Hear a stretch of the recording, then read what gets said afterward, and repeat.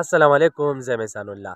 ملګرو، نن به زموږ ریاکشن ویډیو صرف د پېښور زلمي ټیم باندې به وي او د پېښور زلمي کیپټن او د پېښور زلمي کوچز باندې به وي.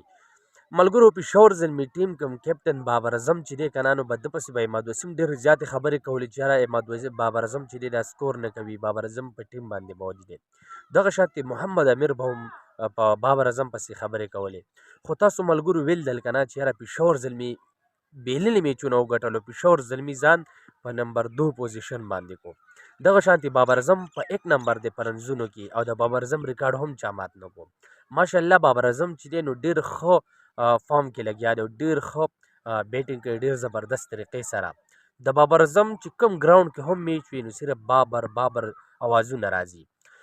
دغه شانتې ملګرو کله چې هم د پېښور زلمي ټیم چې چا سره میچ وي که نه، نو د پېښور زلمي هیډ کوچ چې دی ډیران سمي هغه په باونډرۍ باندې ولاړ وي او ډیران بابر اعظم له چې دی نو هغه له خپل ټایپس ورکوي چې یاره د هغه سره خبرې کوي.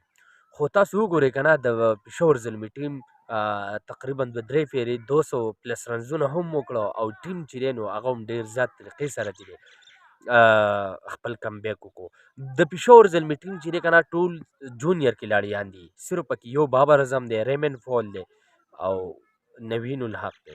نور د پېښور ټیم زلمي ټیم چې کوم دی که نه دا ټول جونیئر پلیران دي، کو هغه سایم ایوب دی، کو هغه محمد ارس دی، حسیب الله دی یا حمیر جمال دی، داسې ډېر کلاړیان چې دي د پېښور زلمي سره چې دي که نه د هغه جونیئر دي.